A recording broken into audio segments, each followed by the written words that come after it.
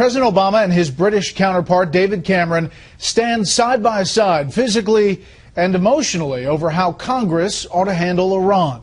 They insist the sanctions Congress wants to slap Iran with would blow up the already fragile nuclear deal and drive Tehran closer to a weapon. Chief Washington correspondent James Rosen is at the White House with our lead story tonight.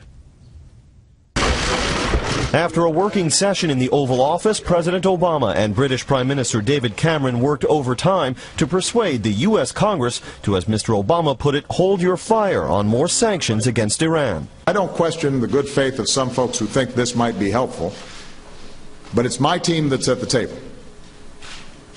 We are steeped in this stuff day in, day out.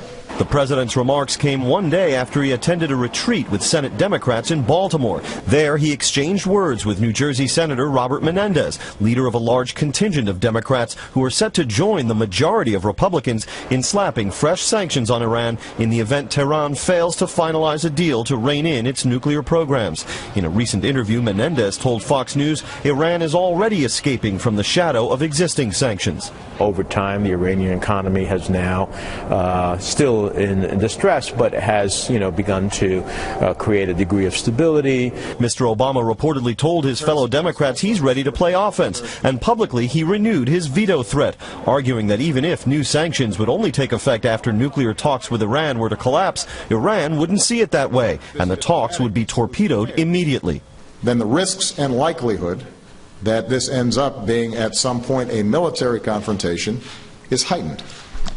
And Congress will have to own that as well. Cameron confirmed that in an extraordinary move for a head of state, coordinated by the Obama White House, he's privately been telephoning United States senators on the matter. Not in any way, as British Prime Minister, to tell the American Senate what it should or shouldn't do. That wouldn't be right. But simply to make the point that it's the opinion of the United Kingdom that further sanctions or further threat of sanctions at this point won't actually help. With 6 world powers known as the P5+1 and comprised of the U.S., the U.K., Russia, China, France, and Germany, now knee-deep into their second year of highly technical and often tedious negotiations with Iran, conservatives wary of engagement with the Islamic regime are cautioning the president not to view sanctions, whether brandished before or after the talks, as a real deterrent to Iran's nuclear ambitions. And I think that's the general view in the intelligence community. They've had an economic effect, but have not slowed the nuclear program down.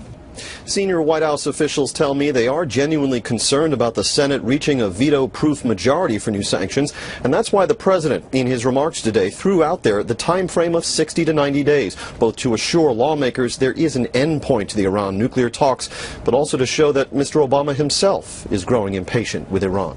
Brett? James Rosen live on the North Lawn. James, thank you.